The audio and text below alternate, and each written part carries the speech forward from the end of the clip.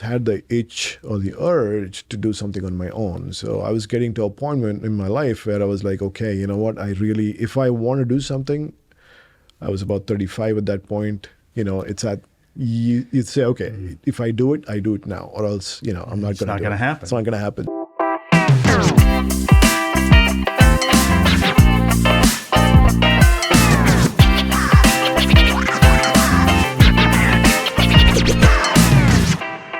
Certainly welcome in. Thank you. Very happy to have you here. A lot of our staff knows about SPA. Mm-hmm. They know about our India program, that they don't always get to put a face on it because so many of them don't interact with them. Right. Some do. I think our engineering team perhaps a little bit more. So I thought it might be nice to have you in today to just have a conversation with me. We've built a relationship that I think is really cool because we're both architects. Kind of geek out on that from time to time, but our journey is so different, but yet there seems to be similarities. So tell me just a little bit about, your early years, how you went to college, what brought you to the States. Well, first of all, thank you, Greg. I think, actually, to be honest, Jason gave me a heads up that you're going to be talking to me. I wasn't sure what the subject or the topic of this discussion would be, but I think what you just laid out to me, I don't think I need any preparation. I think I can talk about it. I don't think I need a cheat sheet. You don't need a cheat sheet. I don't need a cheat sheet. What am I going to tell Greg? No, that's cool. No, this is great. So I'm originally from Bangalore, India, which is in the southern half of India. My father was a engineer. I used to build single family homes. So I used to go to construction sites even as a kid, although I didn't understand much. But I sort of, saw the brick and the mortar, coming together to create these homes, basic homes. But I was on construction sites and around buildings since I was a kid. So I ended up going to architecture college in India. That's where I did my undergrad. And then once I finished my undergrad in architecture in India, then there was the urge to sort of widen my horizon, gain new perspectives. And I said, well, why don't I go to the States? And I ended up going to grad school at Parsons School of Design in New York. I finished my master's in architecture, which to me was actually, to be honest, Greg, the way the education system works in India versus the States is very different. In India, it's more rote. It's more, I think it's because of the way the British have trained us. It's like it's more technical. And then I come to Parsons, where it was all about, don't worry about the structure. Don't worry about if the building functions. Think about the idea, the concept, which to me was a new thing. Because when I was studying for my bachelor's in architecture, it was all about, okay, what's the square foot of the building? Do you think the columns are on the right grade? It's so functional that, it was like jumping from one ship to the other. And it took me a while to get a hang of that. I'm sure you sort of understand what I'm saying. I understand the design element is that they're much more focused here in the States of being, quote, a design school and being able to be a good critical thinker and to create space and ideas that are highly conceptual and can kind of apply to the building. I can see that that's probably the more difficult element to go get than perhaps the technical part. Mm-hmm. But I'm really more interested in, you talked about the difference in architectural school. I got to believe there's a real difference in just culturally what you were experiencing in India and then when you came to the States, what that must have been like. Well, I think I'm also talking about the early 90s. So things have definitely changed even in the education system in India. But when I was going to college in India, like I said, the focus of all the courses was very technical, very functional, oriented more towards, can you put a building together, coordinate with all the other trades?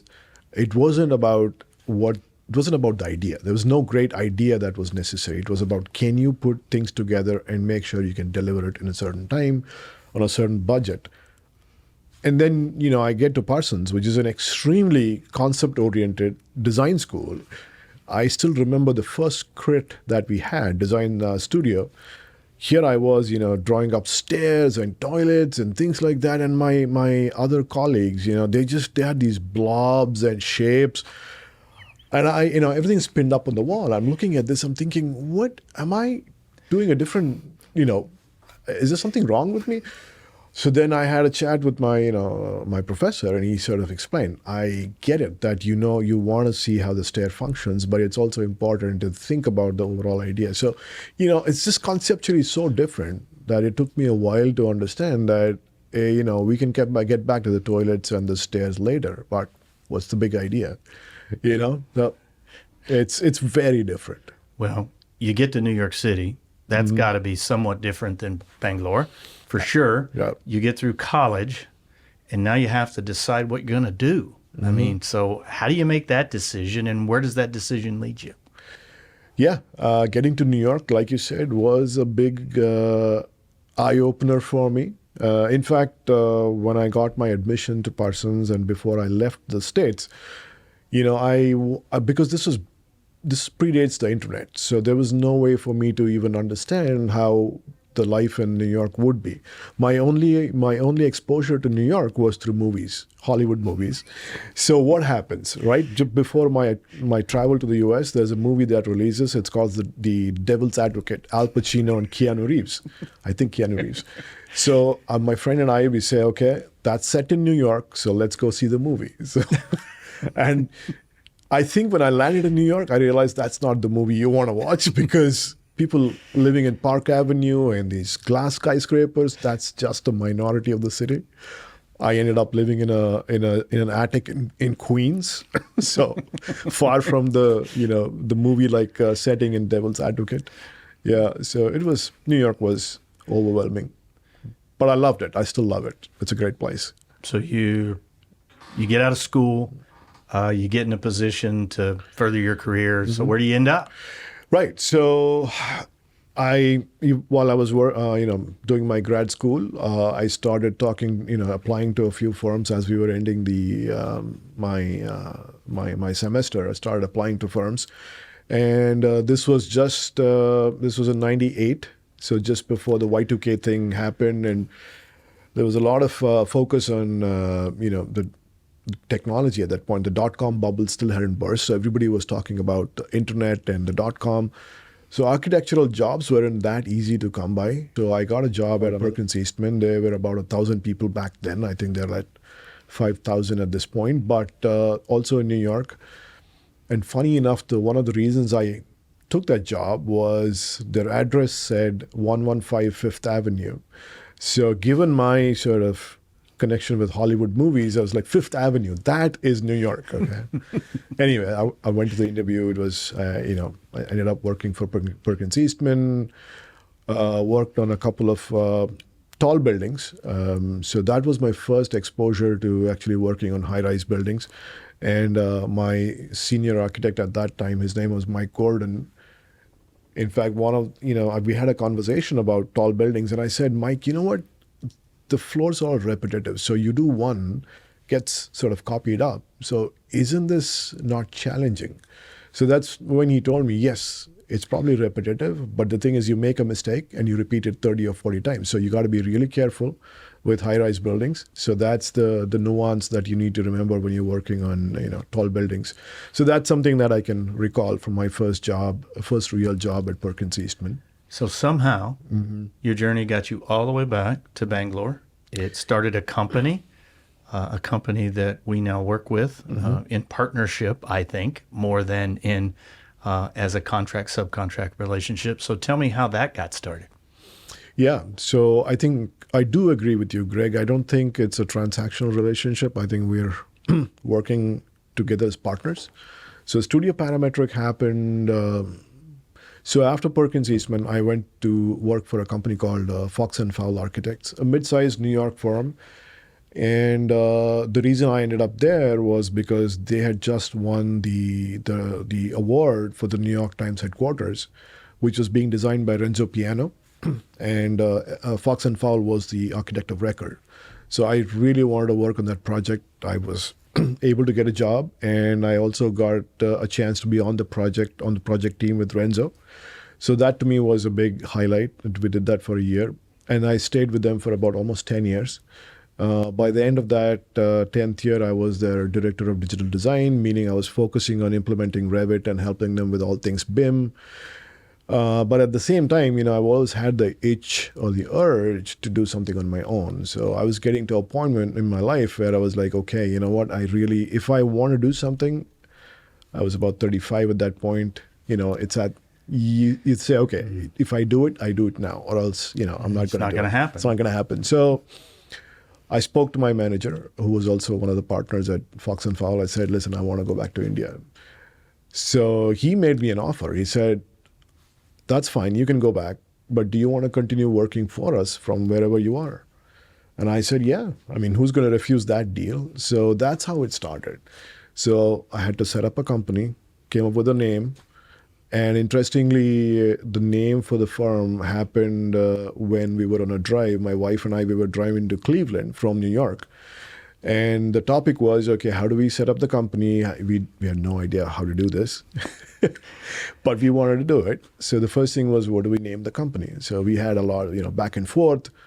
That 7 or 8 hour drive, by the end of that, we came up with the name Studio Parametric. So that's so you'd run through every other name possible in that period of time. We wrote down a lot of names, then checked it on the internet to see if there are other firms with the same name. So yeah, that drive from New York to Cleveland yielded us the name for the company. So did you start off as an employee and then it kind of blossomed into a kind of a affiliate relationship? How did that really come to be? Yeah, so no, I didn't start as an employee. So the expectation was clear that if I was going back to India, I would be on my own. I would be owning this company called Studio Parametric. And Fox & Fowl, who was my employer in New York, would basically have me help them on some of their Revit projects. Because at that point of time, I was heading their BIM/Revit efforts. They were short-staffed, short-skilled on that, software. So they needed me. And I also, to me, that was like a lifeline. I said, let me try it. If it doesn't work out, I'll come back. So I was not an employee, but I was basically working as a consultant and providing services to my former employer. So it was just me. And after about 3 months, they said, well, this seems to be going well. Do you want to add another person? I was like, okay. And I was able to find another person. And then slowly that sort of picked up.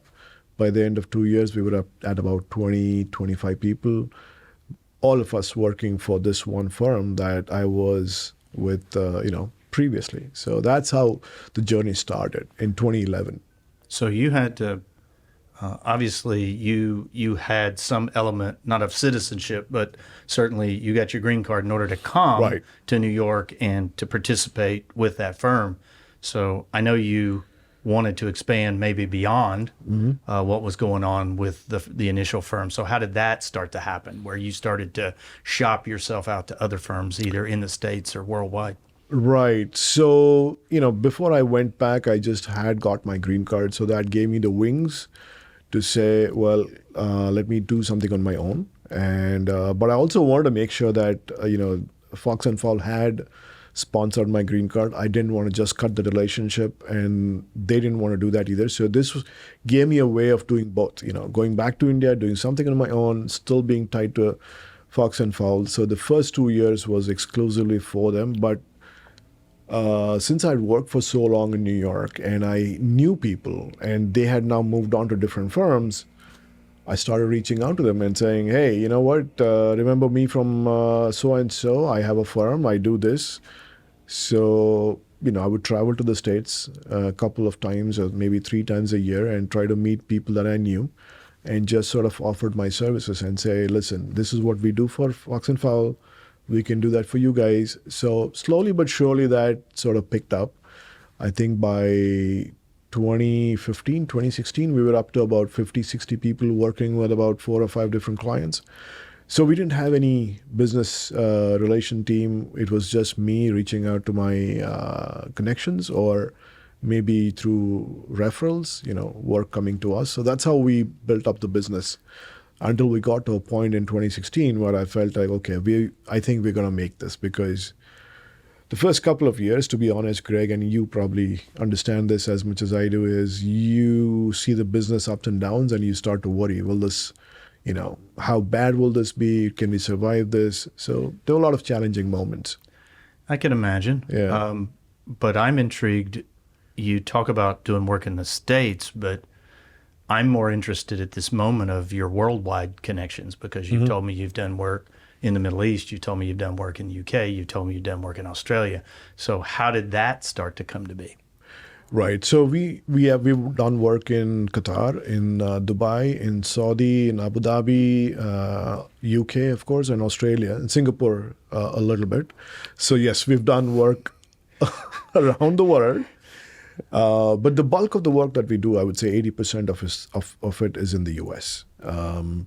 Middle East, we did a lot of work prior to COVID, but then we had a challenge because everything stopped during COVID, and we have been careful about re-entering that market. We are still doing some work, but very selective. Qatar, we did a lot of work up to the FIFA World Cup in 2023. After that, it's been really slow. There is some work, but again, not much.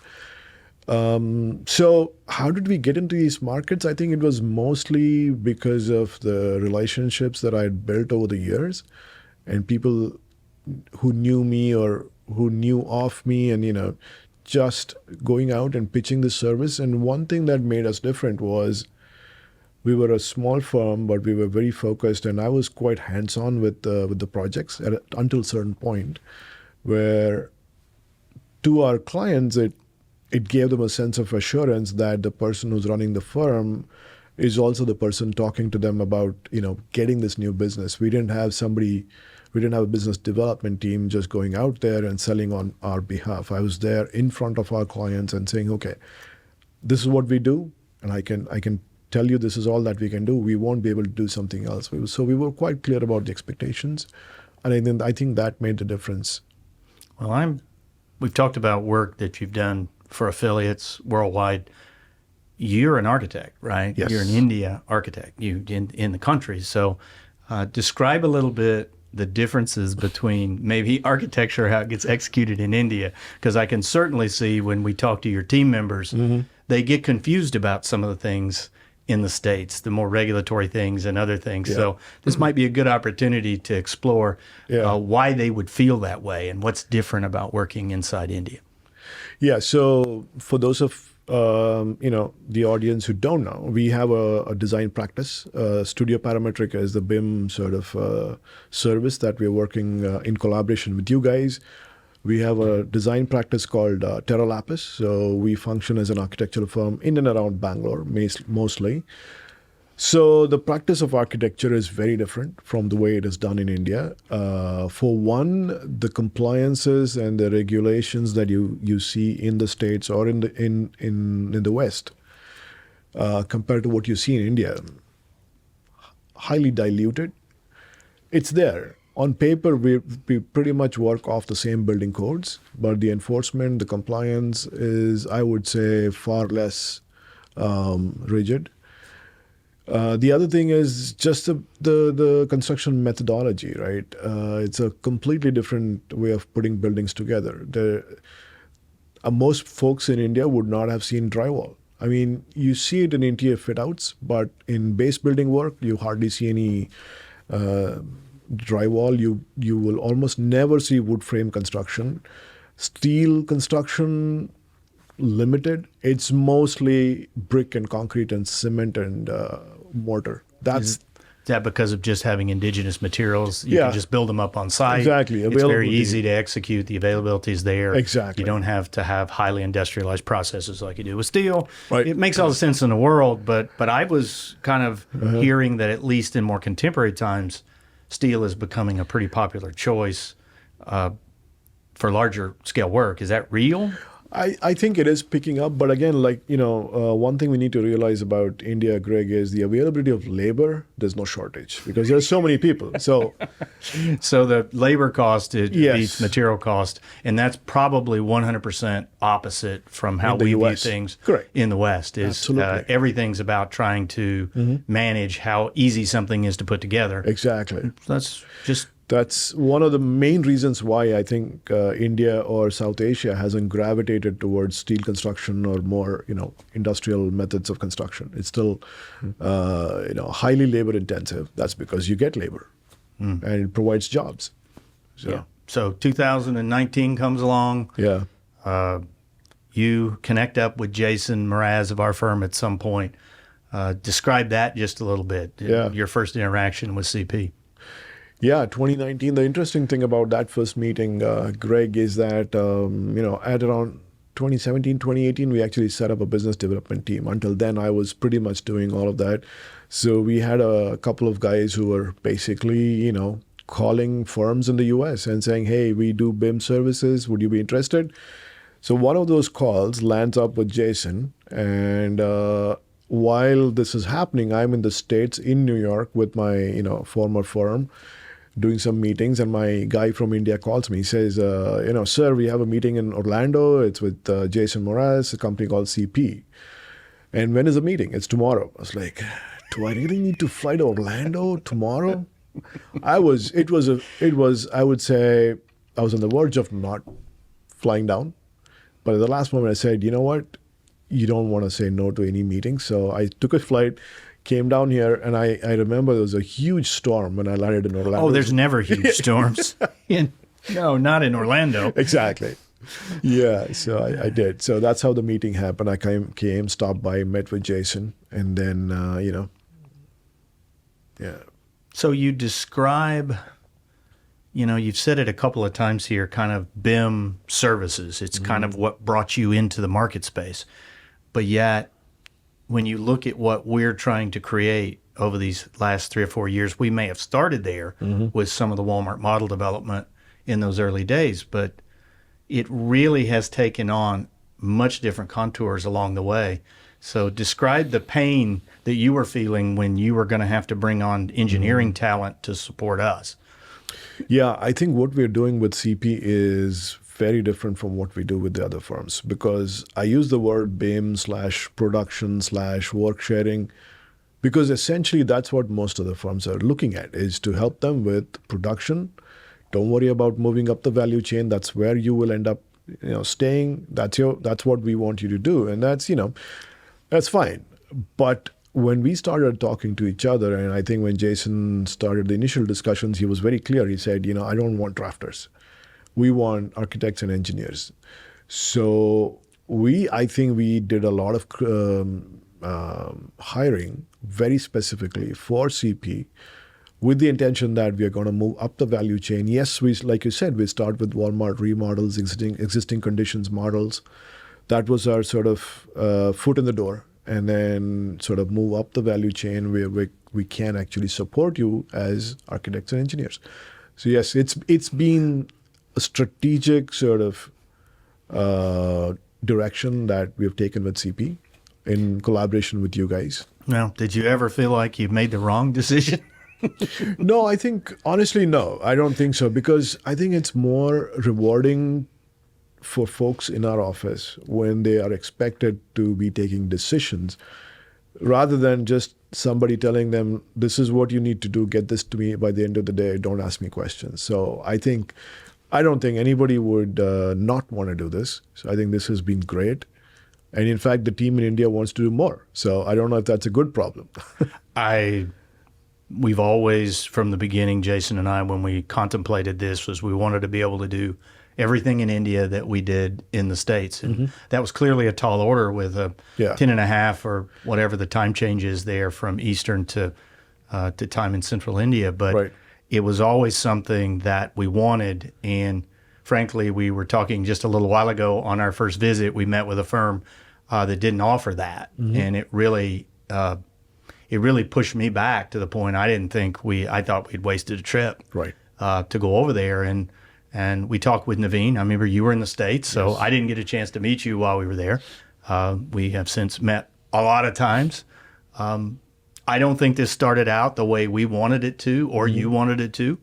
I think we had a hard time trying to convince ourselves and our teams that what we were doing had us going up the value chain. And it wasn't a consultant type relationship. And I think that went on for probably 3 or 4 years, up till probably the fall of last year when we made some changes with our number one client. And those changes started to kind of watershed toward kind of rethinking. I think it actually shuttered through your office and you lost some folks as a result of that. And I can remember us talking through that at the time and you saying, well, maybe this is happening for a good reason, not a bad reason. And I wasn't so sure, but I think Jason and Josh really set the stage in like February of this year when they went up. When I went in April, I was stunned at the energy level of the team. And so describe what you think has happened maybe in the last year that thinks we maybe can change the value chain a little bit. Yeah, I clearly remember, I think last April of 24, April, May is when a lot of movement happened on the Walmart team for us initially. And the signals we were getting were very, it was difficult for us to manage the team. Internally, we had a lot of people who left because of some of the negativity that was coming through for various reasons. But I think what's changed for us since, I would say, November of last year has been the fact that there's more transparency. There seems to be a very clear message as to what does CP expect from us as a team. Where do they see us? And the one thing I want to mention to you, Greg, is CP is one of the few clients who's made the effort to come down to our office repeatedly, right from you as a CEO to, we've had architects, engineers, designers coming down and spending time with the folks. I think that's really got them involved in this, and people who are working on the CP stuff, they see that. They see the commitment, and I think it's been, as I said, the messaging has been very, very clear since about November of last year. And I think a lot of the credit goes to Jason and Josh when they came down in February. It was a no holds barred sort of discussion as to, okay, what went wrong at CP? What is it that we can do? And what is it that SPA can do to make sure that this is a success? So I think it's been a very positive last 6 to 8 months, in my opinion. I think the transformation I saw in Josh was pretty wild. Yeah.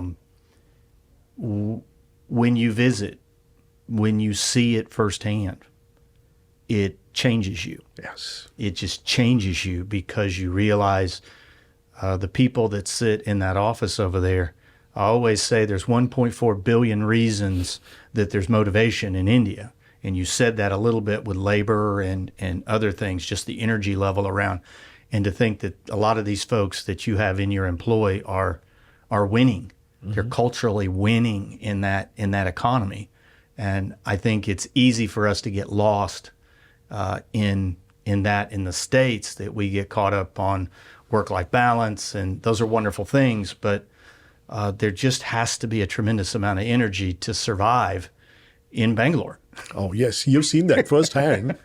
In fact, I remember, I think we were driving out to a lunch, you and I, and then you saw a guy with a computer on a motorbike, and you took a picture of that. So, yes, strange things happen out there. Energy levels are high, but I think it's been great for us, especially, like I said, in the last 6 months, Josh coming down, Jason coming down, and being, I think, very communicative about what is it that they would want us to do, where do they see us? And just helping us with the vision, I think gives a lot of motivation to the team so that they know that, at least they know a big picture. It's not like they're just working on a drawing, That's the most difficult thing when somebody comes up and says, I've been doing the same set of drawings over and over again. But at least now they have a vision, which is what I think we all need.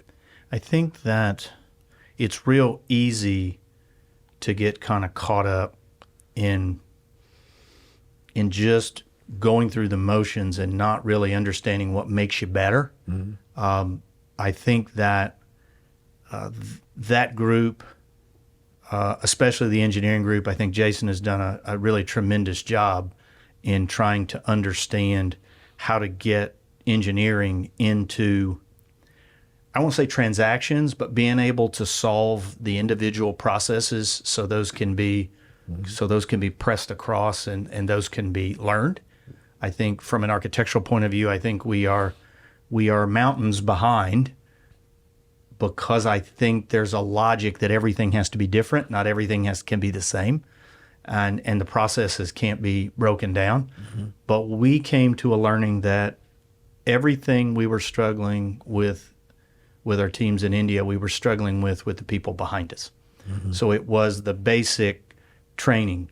The training of, one, if you've got a person in front of you that knows what they're doing, they can do a great job. And they will continue to do that great job until they have to delegate. Mm-hmm. But once they have to bring someone alongside them, can they teach them? And that has been the limitation we've seen to this point in India, but it's also been the limitation we see mm-hmm. in our own studios. And so that's really the breakout, I think, that we're really looking for organizationally. But I think we have done a significantly better job. Absolutely. And the energy level in April when I was there was just off the charts. What do you see as the future for how you want to be operating with CP?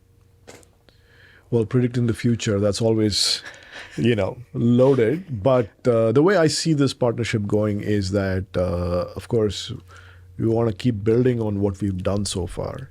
And I just want to take a moment here to sort of talk about Jason, because he's been instrumental in guiding us, in the sense that he's been the one who's been saying, okay, this is what works, this doesn't work, this makes sense, doesn't make sense, because I think he gets the pulse.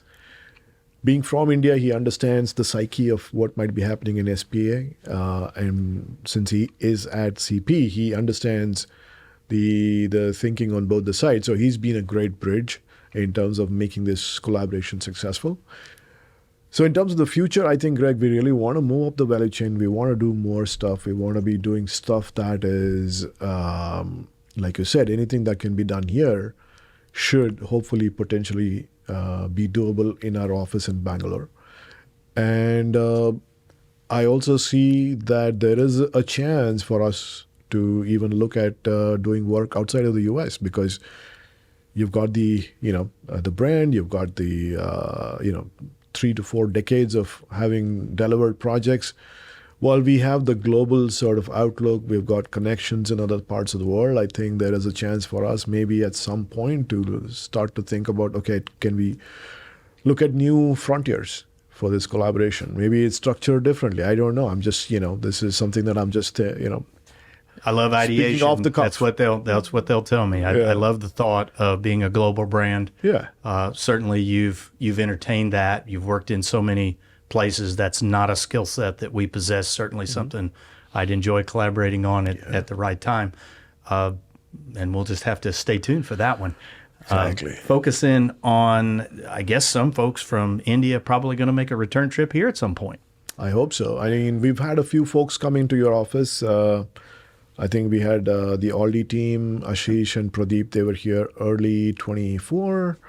Naveen was here in 23. So I think now, hopefully, as the workload picks up for us, we would love to have some of our folks come here and just have that cross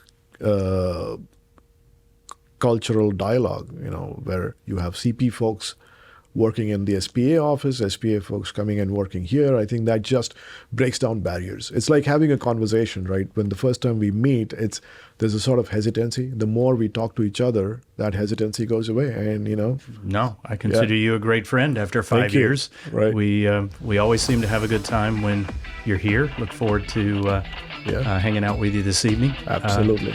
Thanks a lot for taking the time right now and hanging out and talking all things SPA and CP. Thank you. It's been a pleasure. Thank you.